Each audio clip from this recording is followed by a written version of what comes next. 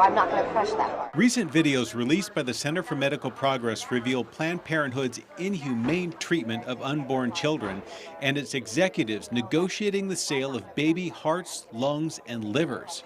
Another boy, another boy, boy. How did we get to this point?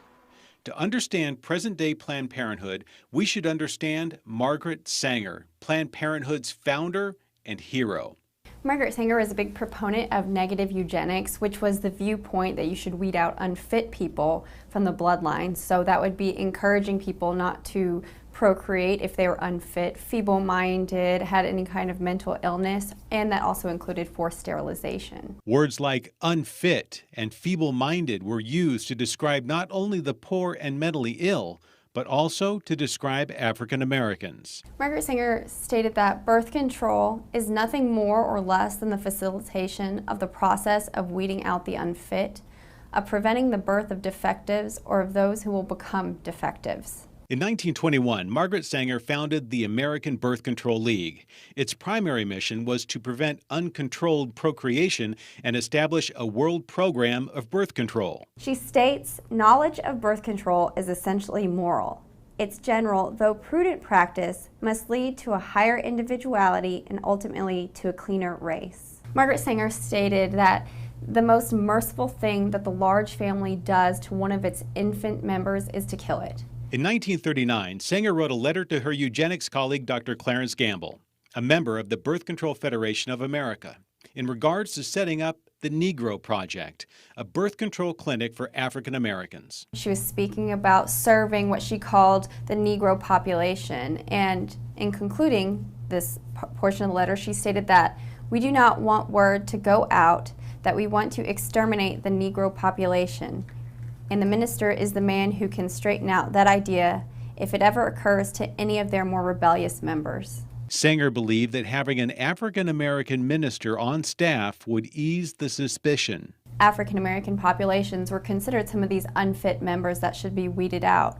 So in this letter, she discusses having African Americans serve other African Americans so they wouldn't be aware that they were seeking to terminate them, to exterminate them by the use of birth control and negative eugenics. Sanger was quite fond of Dr. Ernst Ruden's work, director for the Society for Racial Hygiene. He would later go on to write Nazi Germany's sterilization laws. In 1933, she published his article, Eugenic Sterilization, an Urgent Need, which promoted programs to eliminate the unfit in order to create a super race. In the late 1930s and 40s, knowledge of Nazi atrocities made words like eugenics and population control unpopular in America.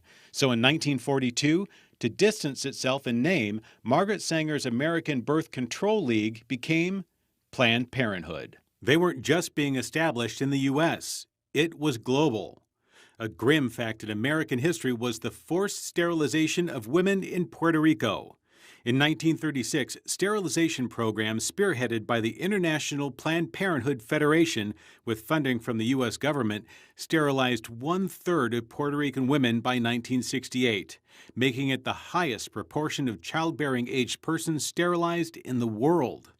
And today, Planned Parenthood facilities are generally located in low-income areas which are heavily populated with minorities, and a lot of times they seek to reach those minorities to help them with reproductive rights, they say, with birth control and largely abortion. Independent studies have concluded that nearly 80% of Planned Parenthood facilities are set up in minority communities.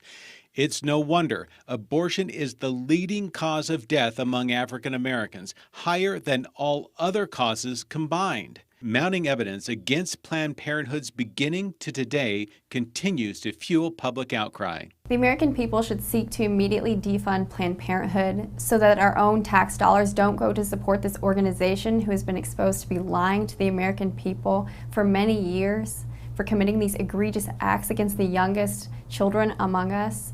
They should be immediately defunded.